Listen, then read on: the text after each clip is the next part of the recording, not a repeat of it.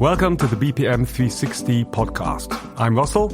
And I'm Caspar. And together we will help you navigate the treacherous waters of the BPM adoption journey. I hope you enjoy the podcast.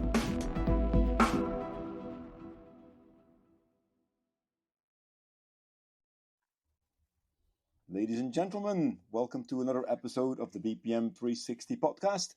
My name is Caspar, your host, and joined, as always, by my trusted co-host and friend, Russell. How are you, my friend? I'm fine. Thanks. Great to be here, and that we've managed to get together at this late time of the night, and we all, well, the two of us are traveling. So I think it's that's something different than meeting up on a Friday afternoon at home. True. Where are you then? Actually, I'm on my way to a BPM conference in Stuttgart. So, cool. All about processes. 2 days of actually also what I'm really looking forward to, some like process hackathon. So it didn't say too much details about it, but I'm really looking forward to say, what methods and approaches they will bring that into this like workshop character. And some very interesting talks and keynotes to look into. So yeah, gonna have some nice 2 days, and I think I may be meeting up you as well there. You will, yeah. I'm in Munich right now, but I'll be on my way to Stuttgart after tomorrow. So at tomorrow night actually. So I'll see you on Thursday in Stuttgart for that session. Looking very much forward to it. But we have a guest, Russell. Yes, that's fantastic. We do. And let me introduce him. Ladies and gentlemen, please meet Professor, Dr. Ingenieur, and I'm probably forgetting a couple of titles, Hajo Reijers. Hajo, welcome to the show. Thank you, Caspar. Hello, Russell. Hi, Hajo. It's an honor to have you on the show, Hajo, and we always like full transparency, so I already know Hajo for quite a while. I'm having the privilege of once in a while get into his classroom and bore his students to death with my stories about BPM. On the contrary, our students love it. Yeah, that's always very good to hear. And so we thought it would be good to just reverse the roles a little bit and have Hajo on our BPM 360 podcast. Hajo, could you introduce yourself a little bit to our listeners some of you might not know you. I know it's a shame, but it happens. So just, and one thing that we're particularly interested in is, how did you get involved in the BPM field? Yes. Okay. Yes. Let me tell you a little bit about then my background. So currently, I'm a professor at Utrecht University.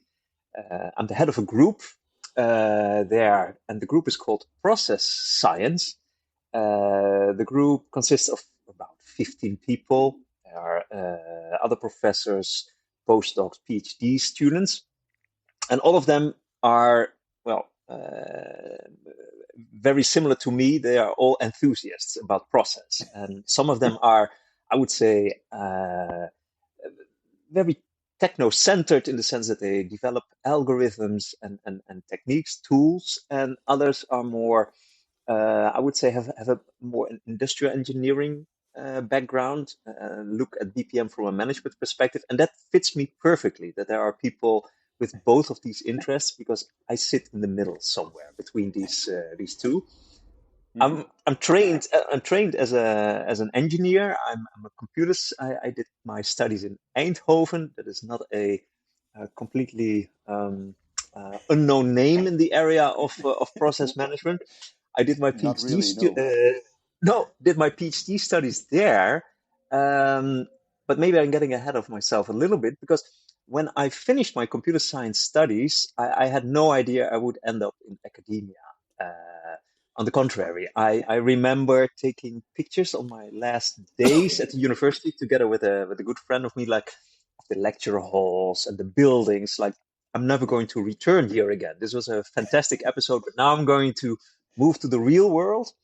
And I started as a programmer first, a computer science, a computer programmer, and then made a switch. And that switch, I think that had a big impact on my professional career. I started working for a management consultancy firm.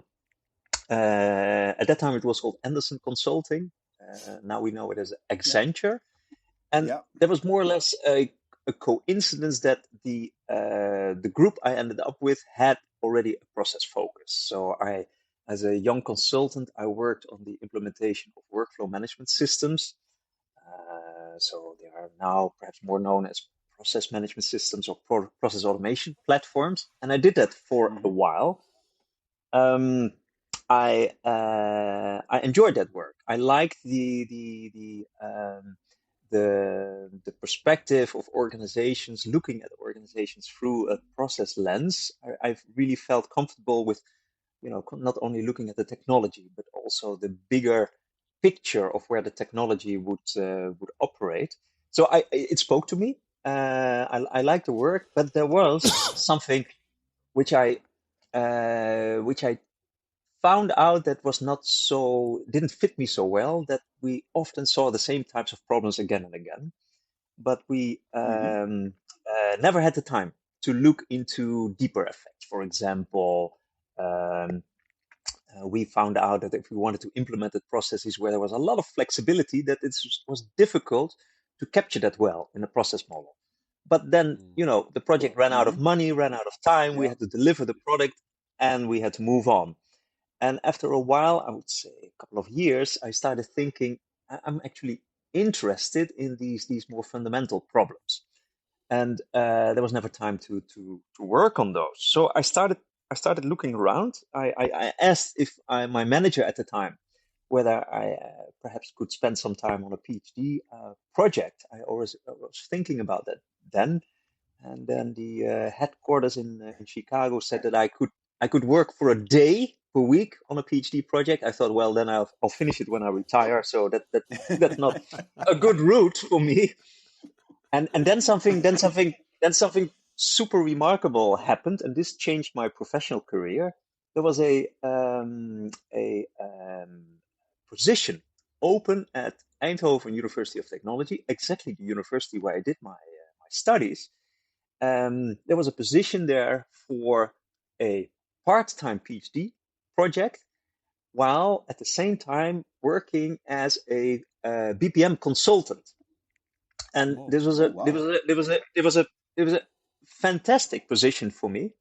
And I had the good luck that this was created by a professor who was working at the time, who was the director of Deloitte and also a part-time professor in Eindhoven. So I stepped into, I applied, I was hired, and then for years I worked for 50% of my time on my PhD project, and for the other 50% of my time I worked as a consultant. I cool. More or less worked in both of these worlds.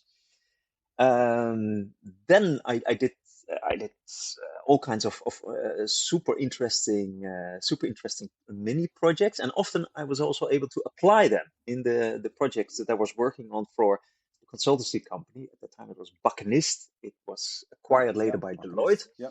But by Deloitte. And and then I finished after 5 years. And the question then was what to do next. And that was also the time in my life that I became a parent. And I knew what the life of a consultant was like. And I thought, well, I becoming that. a parent and not seeing my children for a while, that's not actually the path I see for me. Let's stay at the university for a couple of years. And that couple of years turned to be a rather long stretch, because since then I've always stayed at university, in the academic life. At one point I moved from Eindhoven to the Vrije Universiteit in Amsterdam, and around 6 years ago I moved to Utrecht. In between, I have done all kinds of other small jobs. I've always worked in practice as well, so I've also done jobs in R&D. I worked as a part-time consultant, but since that time I'm mostly an academic. That is a bit the story of my professional life. Wow, and just I mean, the world's a very small place, and you're actually, I think, the second person from your own faculty group that we have on the show, because we had Iris Berenpoot on the show already. Russell, you remember that? Yeah. Because you really liked that interview. That's true. And then the other small thing is that one of the other people, Hajo, in your group, ran the department in which I graduated at Ernst & Young back in the day when I studied in Eindhoven as well. So the world is a really small place, and I think the process management field is an even smaller place. Yeah. But it's Nico Brandt, right? Yeah, Nico Brandt. Yeah, exactly. And we're happy to have you. Because Holland is a small place, but that's another point. Yeah, but this is where a lot of the innovation comes from, to be very honest. No, it's true. It's a real hotspot. Yeah. Well, yeah, but it's curious. It's curious. It's true. Yeah. And if it gets too hot, we simply open up the dikes a bit and we cool it off. That's no worries. All right. But what I do think is interesting is the possibility you've had to combine, like this, the work side and the academia side. I'm not quite sure in how far that path is so open in the German setup. I think it's quite a struggle to get a full professorship. And once you get in there, you get sucked up by all the work you're doing, around the academia, the teaching, but also getting the money in and writing papers. So, so if you're saying that you've been always having let's say even the chance of actually, let's say, not stepping out, but going into certain jobs next to the academia.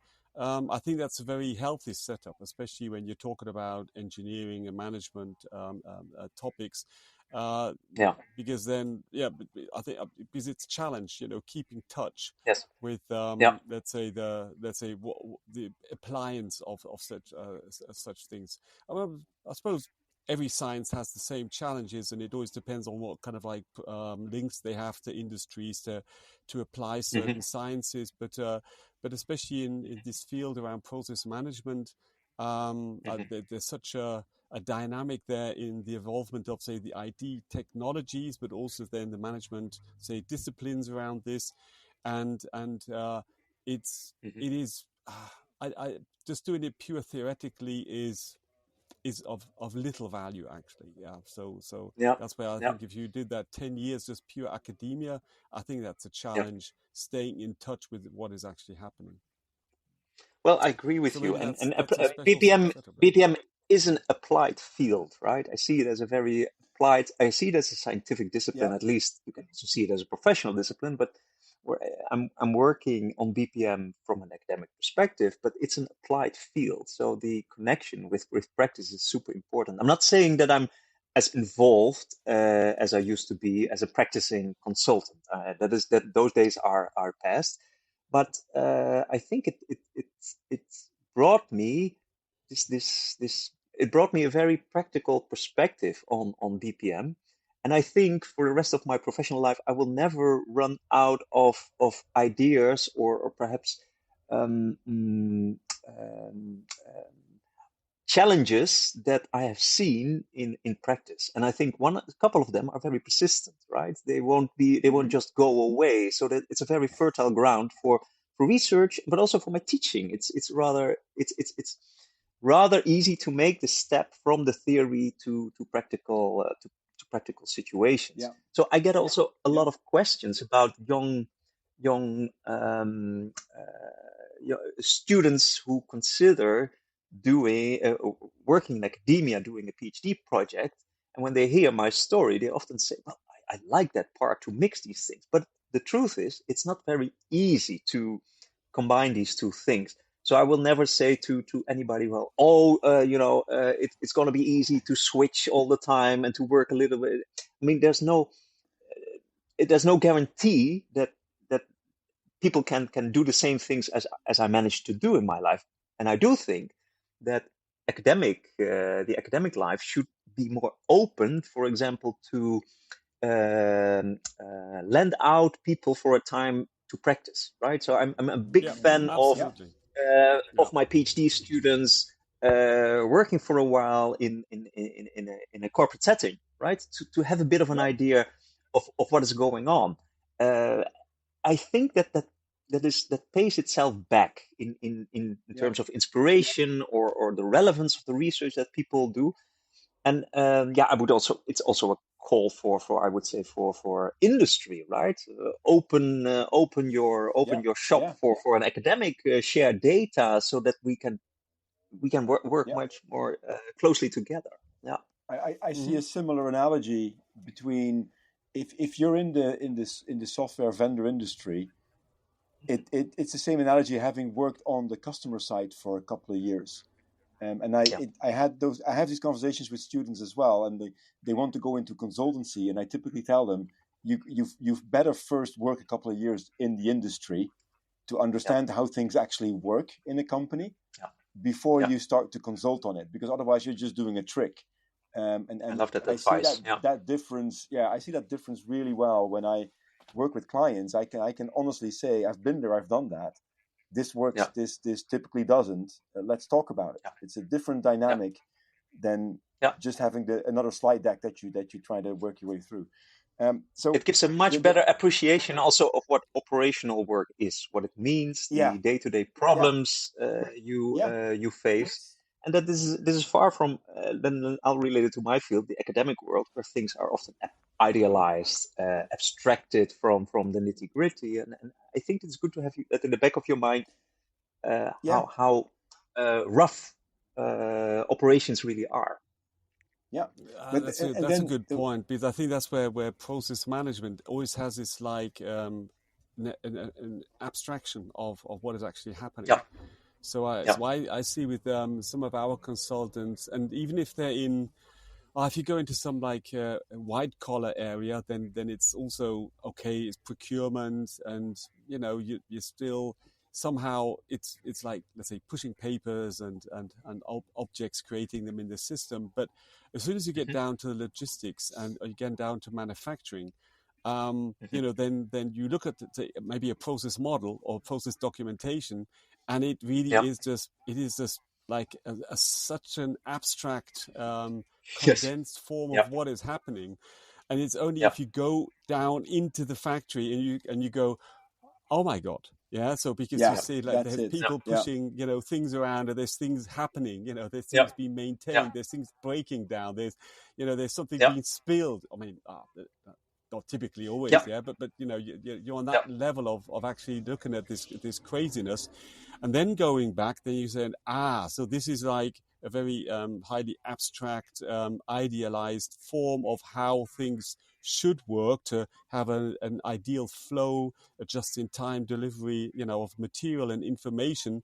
And then, but you having that picture, as you were saying, in the back of what operations really is, all the nitty-gritties and the dirties and the workarounds, like Iris is looking the workarounds. I was waiting for that term. Taking that into account.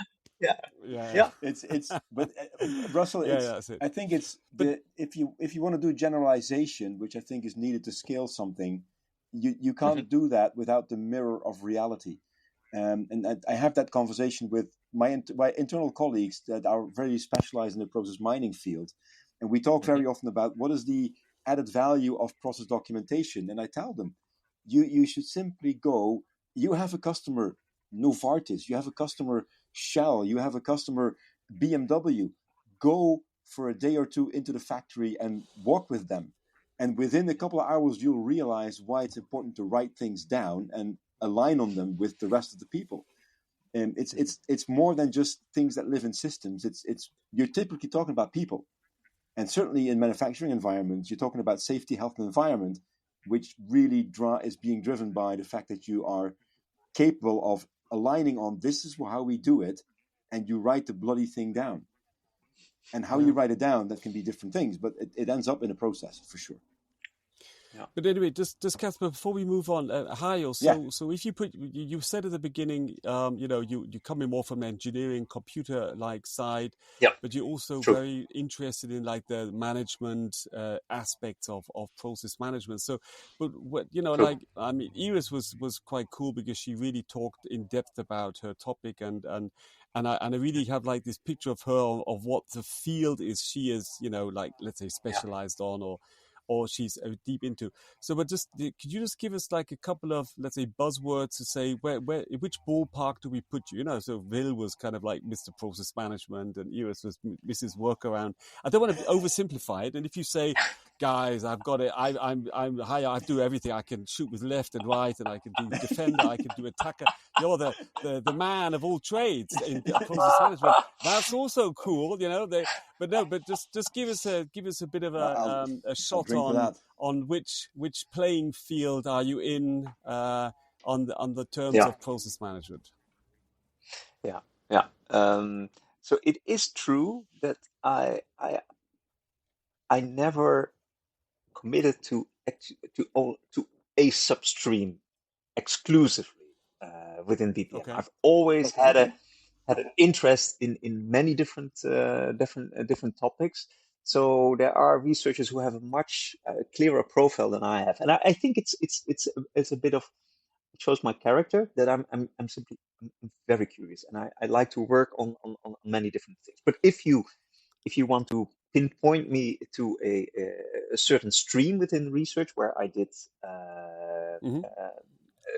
quite some work there, and I also think that my work had some impact there, is process innovation. Changing processes for the better, generating new ideas, redesigning those processes, and clearly also then affecting the performance or the conformance of these processes.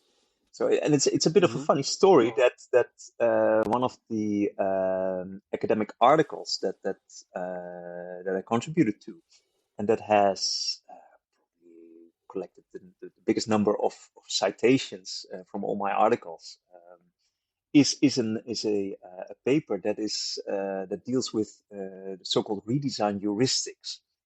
So when I was a PhD student, and I told you already, I had seen a couple of process automation projects at that time.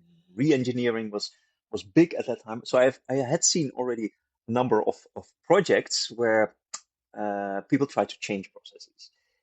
And I could already see that there were some patterns behind it. People tried out certain smart ideas. Sometimes it worked, sometimes it didn't work. And I saw that these patterns were recurring. And I started thinking, well, it's probably worthwhile to write those patterns down so that if anybody else wants to start redesigning processes again, that they have a sort of a list to start with. Just ideas that worked in the past that you can apply in your current situation. I made a sort of an overview of these things. I tried to categorize it, but honestly, I did that in I wouldn't say in a very rigorous manner. It was simply, those were the patterns I had seen at my time and I read about. So I put them on a list, and I remember my PhD supervisor, Wil van der Aalst, also not an unknown person in the field. We know him. Yeah. I had a discussion with him. I said, do you think that I should publish this? Should I include it in my thesis? Because it's completely different from all the other things I've done. At that time, I was working on simulation. I was also working on performance analysis, battery net analysis, so all kinds of more formal and technical stuff. And he thought, well, I think it's mildly interesting. Why not include it in your thesis? And I had no idea that it would be become such a popular article. And I think that many people who worked on the topic of improving processes and redesigning processes often go back to that article and try to, for example, to enhance the list, come up with more patterns, which is great. So I've supervised a PhD student at the time, Rob van Wersch, who's now working in the academic hospital in Maastricht, who extended that list with practices which are often found in the healthcare domain. So that's one stream. I also know about a research group in Germany who tried to automate the application of these patterns to not make this a human exercise, but to use an intelligent system to find in existing processes opportunities to apply these patterns. So redesign has been sort of a main thread in my work, and also worked on different methodologies. But I would say that's one of the things that I worked on most. And currently, I'm interested in process mining, robotic process automation. And more, I see the link between process management and what I would call the future of work. How work is changing because of the advent of digital technologies, of AI. And I see there's a close relation also between process thinking and thinking about how work of all of us is affected in some way. So, and that is perhaps a little less of a technical problem or technical issue, but much more of a societal angle. Yeah, cool. The article you mentioned, Hajo, is that a publicly available article? And if yes, would you be able to share a link? Then we'll include it into the show notes, of course. There is a public version of that. That is so-called. That's a personal copy that you submit to a journal, and I can find that and provide you with a link. Yeah, all right. And it's a very yeah. Go ahead. Cool. Yeah, that would be really cool. And Russell, just for your information, I very often quote a book called The Fundamentals of Business Process Management. And Hajo is really a modest person that I know already for a long time, but he's one of the co-authors of that, together with Marlon Dumas, that you probably also know. So he's at the bedrock foundation of BPM as well. So having established that's also an interesting. Also an interesting story. This fundamentals of go BPM. Ahead. We got time. BPM. Yeah, it's an interesting story because nowadays academics are not so much encouraged. Let me put it this way. To put much energy in teaching and writing educational material, but at that time, when we thought of this project, it was simply the situation that many people in the BPM field were teaching on the basis of articles, notes, and there was no integrated view on all the things that existed at that time and were more or less considered as the fundamentals. So this project started independently. On the one hand, we had Marlon Dumas and Marcello La Rosa working on a book. Yeah. And on the other hand, Jan Mentling and I were also starting a book. And we found out that these two teams were both writing a book, and then we joined forces. But mostly the purpose was for our own teaching. And we could not predict in any way that when we wrote that book, how popular it would become. Also academically, I think it has been cited for more than 5,000 times in different articles and other books. It is now used in close to 100 universities all over the world to teach on BPM. And very often when people indeed hear my name and they have to connect it to something, they often go to the teaching part. And I actually like it that we did that at a time where it was not, and it's certainly still not popular, that academics spend so much time on education and on teaching. But I think it was one of the best decisions I made in my professional life to spend time on that. And I still use the definition that you have in that book of what BPM is. I have that virtually every time on slide number 2 or 3 when I need to enable people on what does that mean, because it's such an eloquent definition that encompasses so many different things. Because what we very often see in the software world is that companies focus on one of these things and think that this is it, this is the shit, and then they start to then expand, and then all of a sudden they say, wow, now we can model, mine, we can orchestrate, we can automate, and then I simply say to them, well, now you actually achieved the status of a BPM platform. This is all BPM. It's not just one of the things. What I would like to get into before we run out of time, and we didn't get to the topic that I really would like to have you on here. But I know, I mean, time flies when you're having fun. So every year, Hajo, there is a international conference for business process management, and this year it took place about 3 weeks ago in Seville, in Spain. Unfortunately, I had to bail out on the last minute, and I had to go somewhere else. But can you talk us through a little bit on where is BPM going? Because you typically share the cutting edge research in that conference. What are the things that we need to look out for that's going to be hitting us in 1, 3, 5, 10 years from now? Yeah, well, it's a vague question, a broad one, but I'm sure you can handle that. No.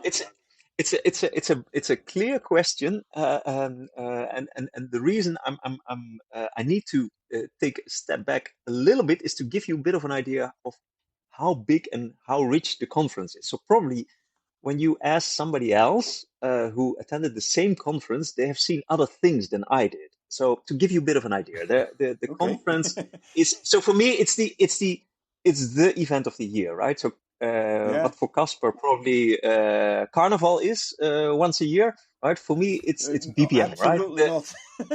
No. Okay. I'll set the record straight afterwards, but you go first, Hajo. Okay. Well, so this is the thing that I'm looking forward every year, and it's an event that, well, depending on how you count it, it's a full week event. And around 300 to 400 people gather at one place. But the impressive thing, and that's also a bit the overwhelming thing, is that at any time there are 4 or more things happening at the same time, right? There are 4 tracks, activities. So there are academic papers being presented. There are tutorials where people give a lesson on a topic.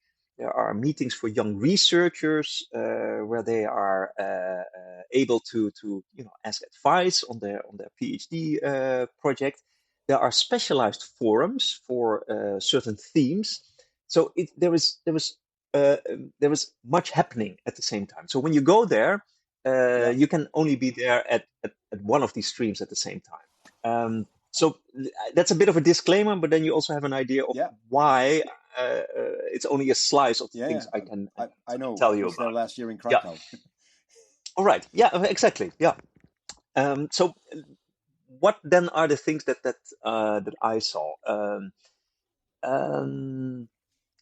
Maybe start with our keynotes. We had 3 keynote speakers, and we typically talk about. We have an internal perspective. Somebody from our community gives a presentation. We often ask somebody else from another scientific discipline. But the keynote that I wanted to highlight, and I found it interesting because it tells me something about how BPM is developing.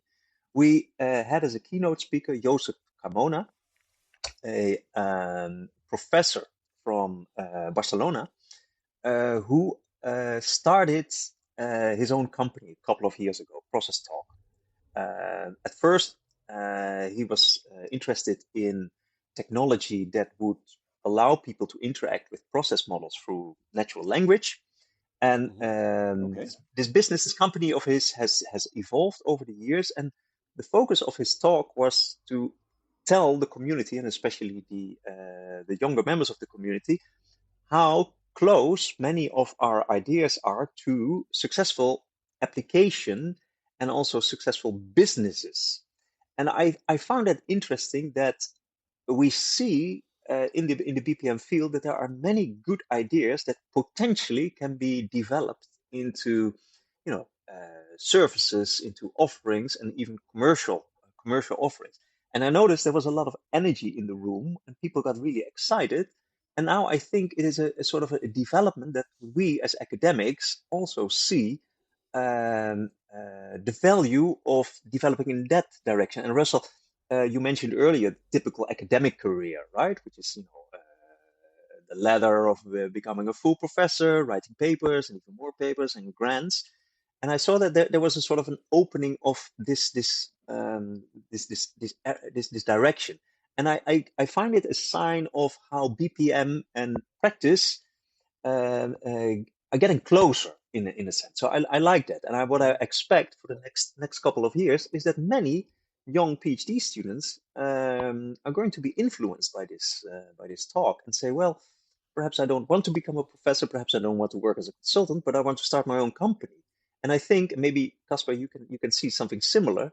I can see that it is a very vibrant area, the area of BPM startups. So I really like that aspect. Yeah, and maybe that ties into the what you were saying about that research on redesigning and optimizing processes and finding patterns, I think maybe the gap between, let's say, some theories you have and then the applicability was quite far away. And with digital capabilities and especially large language models now, they're growing together. So taking, let's say, a digital machine, and feeding it with your patterns on optimizing processes, maybe now you could get to the level where you're saying that one company was trying to now apply these patterns to automatically, let's say, identify potential optimization, in processes. This something I think is just, it's so near to being really practical, and you can now in much quicker time, because even the coding you could do faster, for applications. You could pilot them faster, but you can also apply some of these, let's say, model abstract, process talk. Just think about it. You could talk about a process now, and you can create a model. And where before to formalize this, the steps of dissecting the language and the sentences into activities and roles and whatever would have been thousands of lines of code. Now maybe it's only one system prompt. So this divergence in the capabilities of technology coming more and more, say, being able to simulate human thinking and logics, is opening up a vast field. And I think that is reflected in what you're saying about the conference as well. Yeah, so a vast potential. I completely agree. There that can work. Yeah. I completely agree. The realization of some ideas that maybe were quite abstract a couple of years ago, the realization into working code, into the use of off-the-shelf technology, and which is very accessible to do all kinds of things. The step from bringing research ideas and research prototypes into practice has become much smaller. I'll give you an example of that, actually. Very close to my heart. So my son started University of Eindhoven this year. So he just enrolled in physics study. But last year, in his graduation year at the gymnasium, he needed to do a research project. And he decided to look into if he could use quantum field theory to enhance the pictures that come out of a PET scan. I told you about that, Russell, earlier, but I think it's a good example. So he looked into the theory of what quantum field mechanics and quantum field theory is. He looked at how a PET scan works, which works on photons. And then he started looking at the open source software that hospitals use called Nifty PET. And then he just created an add-on with the help of AI and with the help of testing. He created an add-on to that with about roughly between, I think, 100 and 1,000 lines of code. And he ran through an entire library of academic educational PET scan pictures. And he was actually capable of sharpening them and making them less blocky and less Roblox kind of pictures, because that's what PET scan typically are. The granularity is much smaller. It took him literally like 4 months just to get from an idea to something that he put into practice. And that, I think, is an example of what you're talking about, Hajo, and you as well, Russell. The younger generation are much more, they're much more digitally native. And that accelerates and reduces the time. The time to market is just almost gone.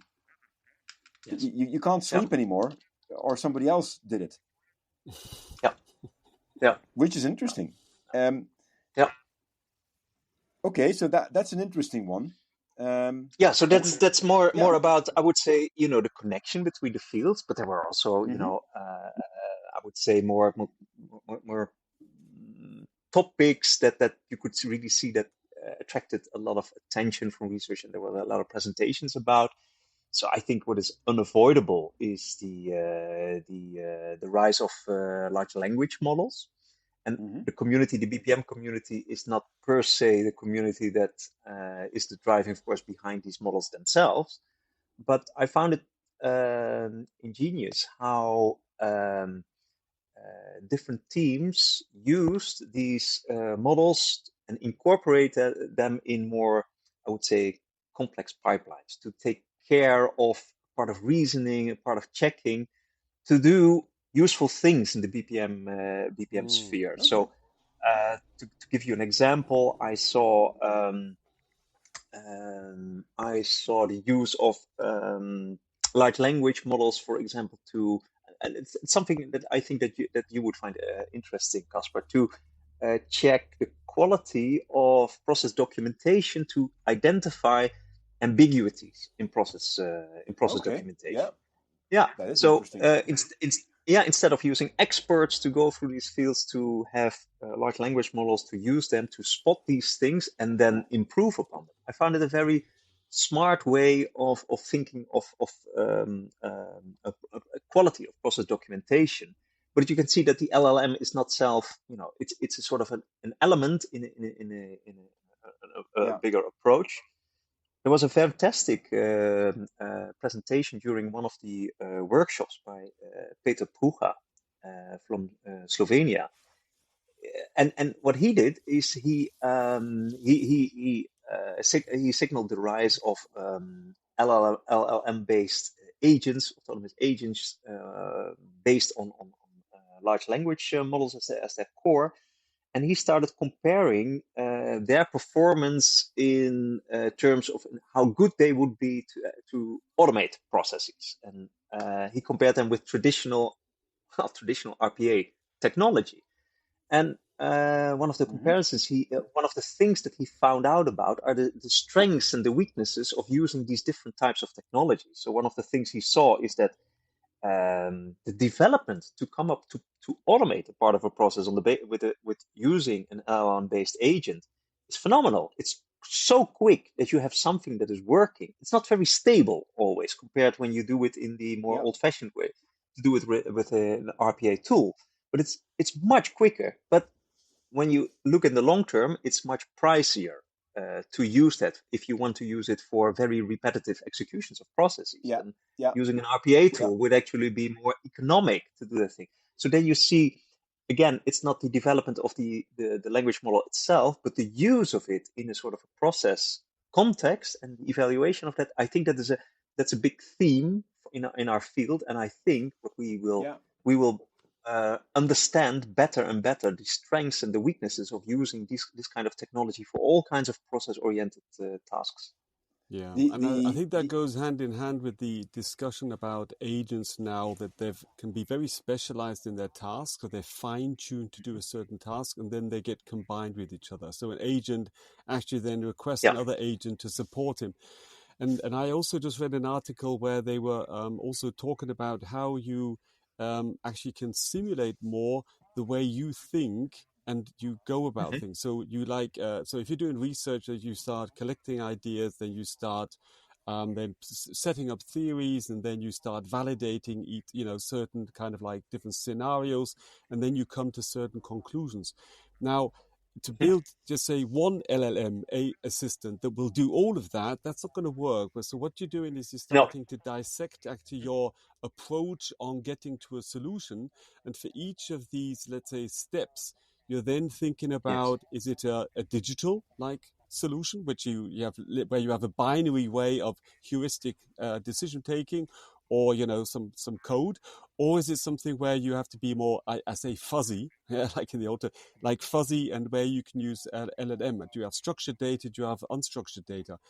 And so I think, and as Caspar, as you were saying, because they're now so applicable, you have them in your hands, and you could string them together, which would have normally been a huge invest to see if it works, can now be piloted within a couple of weeks, ultimately, and then each of these little steps can be fine-tuned, and you come to some fantastic results.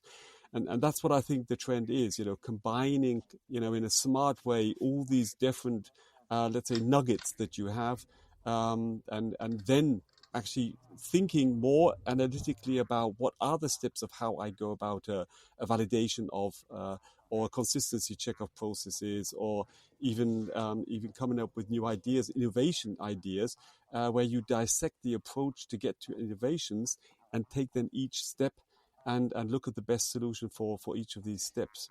But then this is an interesting one, because I think let me see if I can combine two things that I heard both you, Hajo, and Russell say tonight. Because the hypothesis that I have is that it also works the other way around. So Hajo, you said the LLMs and how they work with BPM. I think BPM, so your process repository, is the ultimate training set for an LLM if you want to use it to help people understand how to do their job. So imagine if you have an AI engine, if you don't give it guardrails, it will hallucinate at some point in time. So the guardrails, I'm convinced, is basically this is our business context, which is most eloquently, I would say, documented in the form of your processes connected to roles and applications and risks and standards and all the things that you can imagine. So at the moment that you say, I have a process repository, well, let's call it process intelligence, whatever you want to call that. So the combination of mining and process documentation, I'm using that to train an LLM. I can then feed in the improvement heuristics that you mentioned earlier, Hajo, and set the AI loose on everything that I have and say, start optimizing, go nuts, and tell me what you find.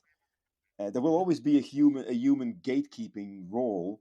You need to validate everything AI does, but it certainly opens up the gate to making process continuous improvement much more effective.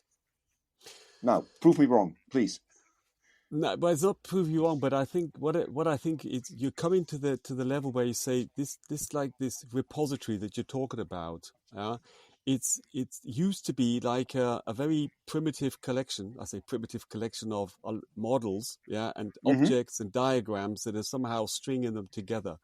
I think with the capabilities now, being able to reach out and analyze and interpret unstructured data and documents like SOPs, the repository is far more expanding than the old, let's say, enclosed, process model repository database. Yeah, so that's something that dynamic is really exciting.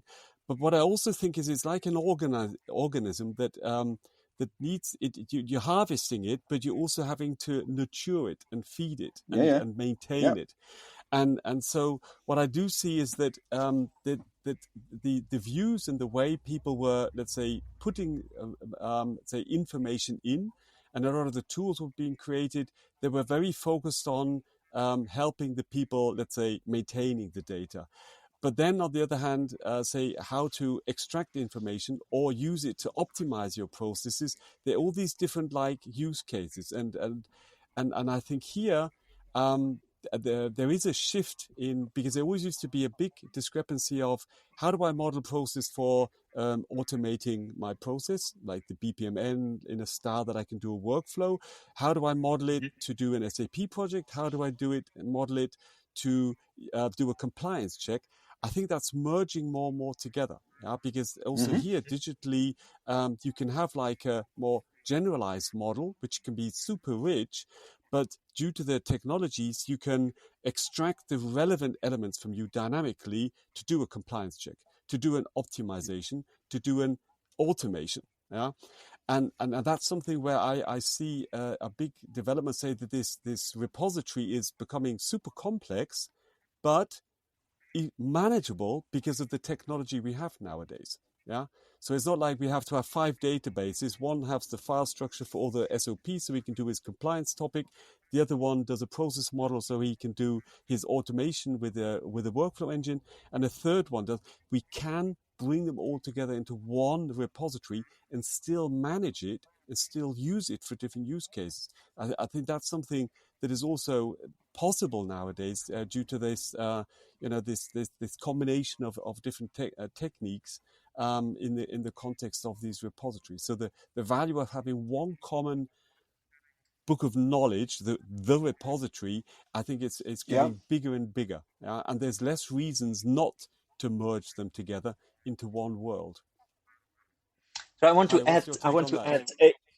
Well, I subscribe to that. I think this one. I like also the phrase that you use. This book, this integrated book, becomes available, becomes accessible, and will grow.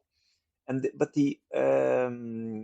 I would say the reservation I have, and I see this also in the projects that we do, is that we are extremely dependent on the quality of data, and I noticed that that there is a risk in how Caspar also mentioned, of course, the safekeeping that we have to do, that the human oversight that we still need.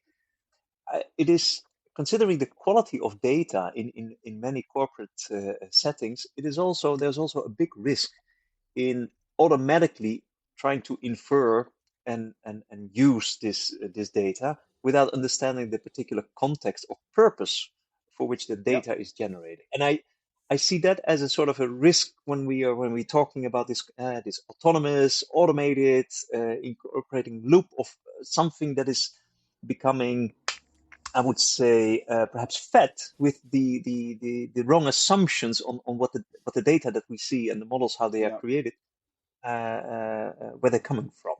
And that is my reluctance to see it as a sort of as a purely positive thing, because I see that we need to ensure the quality of the things that this book is composed of.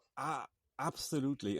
But if you look at then the real life, let's say, of the organization, the checks and balances by having auditors and compliance managers and then that are, I'll say, like a counterpart to the people and the managers saying we have to have everything lean, and the quality managers that say it's not so much about compliance for the let's say fraud, like elements, new risk you have there, but it's more say, how do I sustain the quality of the product in the manufacturing? How do I, how do I enhance my customers, whatever, services? So there's always these conflicts in a real organization where you have different, let's say, gatekeepers trying to, let's say, keep their stake in their view upright. And there's always this conflict, there's always this battle there. So sometimes the mandate is stronger on we have to save money, and everybody's going, well, that's going to end in a disaster. And sometimes it does end in disasters like whatever Shell, having, ruining the environment. So I think reality is if chaos prevails, then bad things can happen. We need checks and balances in our organizations in real time as well. The thing is, how can we overcome let's say the hidden agendas that are just happening in reality? So you have like an auditor coming in and he just sees the top level, and underneath everything is just, let's say, rubbish, and they say, oh, we survived it, this time we get out. So ultimately I think for organizations in the dynamics they are there, and maybe also the scrutiny that they are under, to be compliant and have, being able to adapt to sustainability rules much faster.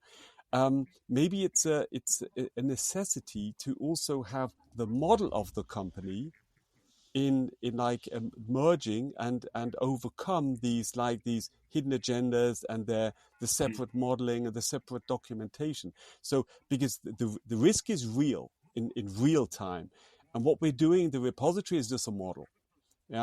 And here I think there is a clear interference between the gatekeepers looking at it from a compliance perspective, from a quality perspective, from a financial perspective, from an operational perspective, and the more we have this interlinked and transparent, the more we should be capable to get it under control.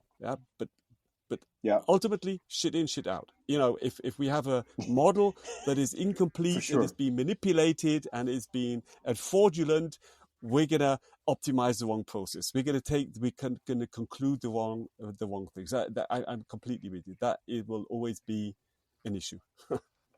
So just we need to start thinking about wrapping this up, Russell, because time flies as usual. We're already coming up to the hour actually, and we need to think about the attention span of our listeners. Not that I want to insult anybody. True. One last question, Hajo, for you. If there is one topic or one paper or one person for you that stood out on that conference that we should all follow or listen to or read about, who would that be? who do you want to put into the spotlight in using our very modest platform of the podcast? But yeah, well, I can single out a single person, and that's not an unbiased selection. It's a PhD. We don't care. You're our guest, so you can be biased. It's a PhD candidate. It's a PhD candidate in my own group, Wouter van der Waal. Yeah. Yeah. Okay. And Wouter has picked up on work that Iris Berenpoot started on workarounds, and he did a fantastic step, I think, from the work that Iris has done on identifying workarounds and conceptualizing them, and also seeing the role of those workarounds in real life organizations. And he made a step to automatically detecting workarounds in data. He has a fantastic cooperation with the academic hospital in Utrecht.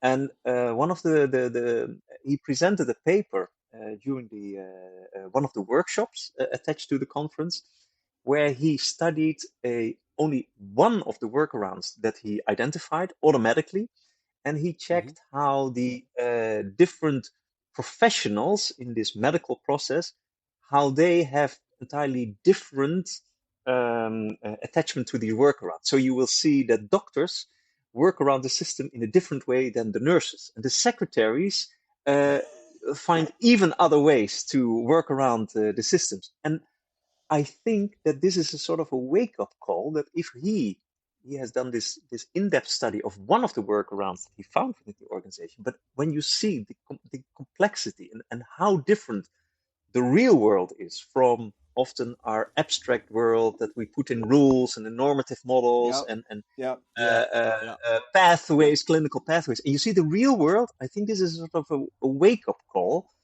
for all of us, that to appreciate the difference between this normative and the real world, but also, and I think that's the positive takeaway from it, how good we are getting as a community to find out about this, so that you can actually make a step towards either improving the process or consolidating what is happening, or perhaps improving the system.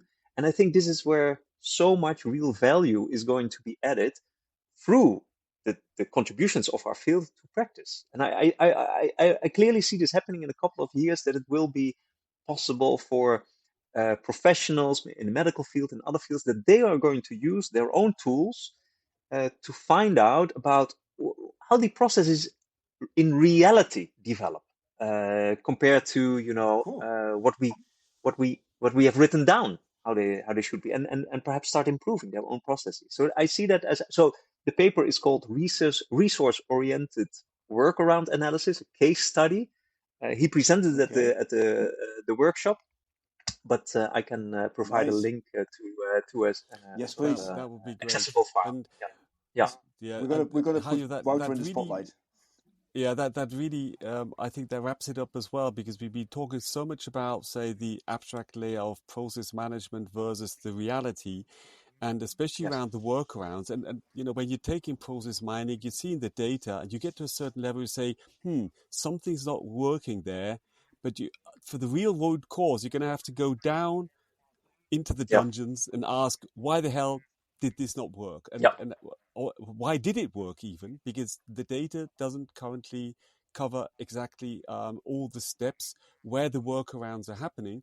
And here, in being able to identify them, as you said, like with patterns, to say, when can I maybe from a process mining deduct, here workarounds are in place. We need to have a more, because you have a certain variance in certain metrics here that from which you can conclude, this is a workaround area. And on the other hand, then I think this is exactly the area where also not the RPA can help you overcome the workarounds, but more the, let's say, fuzzy approaches with large language, with assistants, can help you say, for the secretary, she needs a different support in doing things, let's say, better, in whatever better is actually defined as, versus the doctor versus the nurse, because they have different skills and they need different support.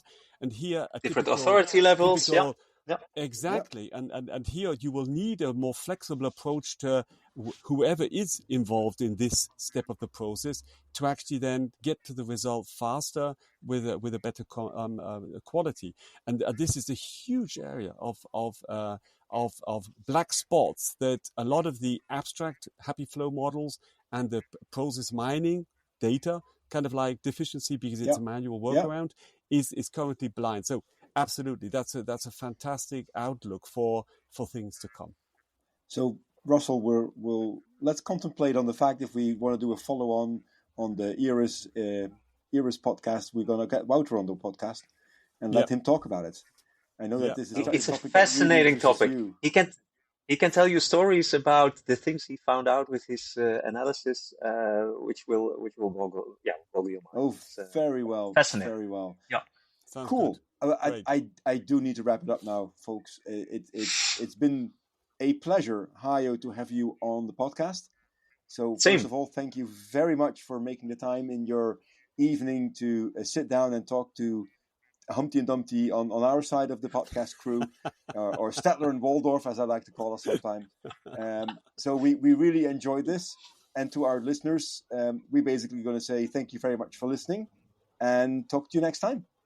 Bye-bye. Thanks, Hajo. It was a great pleasure. It was an honor. Thank you for having me. All right. Don't go anywhere, Hajo.